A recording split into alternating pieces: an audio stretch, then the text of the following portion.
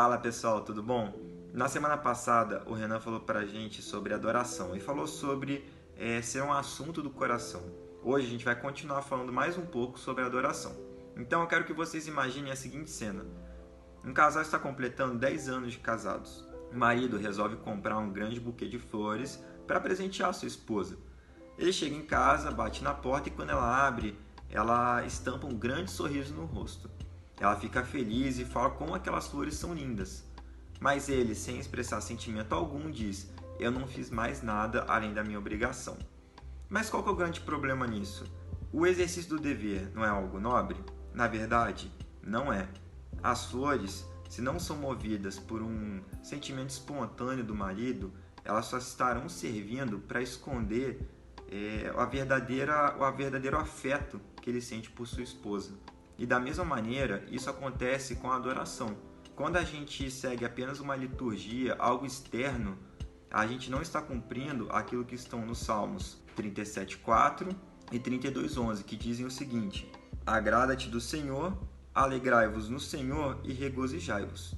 No seu livro, Em Busca de Deus, que a gente está estudando nesses meses, John Piper diz o seguinte: ele traz os 3 estágios da adoração.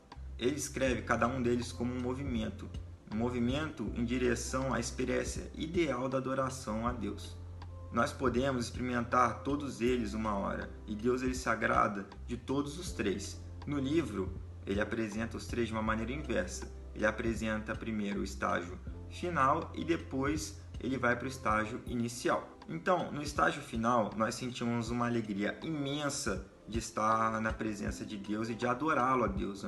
Nós sentimos uma alegria, nós ficamos maravilhados com toda a criação dele. É como se a gente estivesse num grande banquete, desfrutando de tudo aquilo e admirando tudo isso. Então, no Salmo 63:5 diz o seguinte: "Como de banha e de gordura farta-se a minha alma, e com júbilo nos lábios a minha boca te louva." Então a gente está louvando como se a gente estivesse num grande banquete, participando de toda essa adoração, engrandecendo o nome do Senhor. Em um estágio anterior, nós desfrutamos e nós desejamos por essa adoração. Não estamos ainda no banquete, às vezes a gente não chegou na hora do jantar, mas como a gente já desfrutou disso antes, nós desejamos novamente estar na presença de Deus e adorá-lo, e a gente fica ansiando por isso cada vez mais, cada vez mais. O Salmo 42:5 diz o seguinte: "Por que estás abatida, minha alma? Por que te perturbas dentro de mim? Espera em Deus, pois ainda o louvarei. A Ele meu auxílio e Deus meu." Ou seja, a gente já experimentou dessa adoração e a gente quer participar novamente dela. E o estágio inferior da adoração é quando nosso coração está passando por um deserto. A gente não consegue, a gente não sente o desejo de adorar a Deus, de louvar a Deus, mas o nosso coração ele se entristece por isso, porque ele sabe da necessidade de adorar, ele quer adorar a Deus, mas ele tem uma tristeza porque ele não sente genuinamente esse desejo. Ele não tem esse desejo espontâneo de estar adorando a Deus.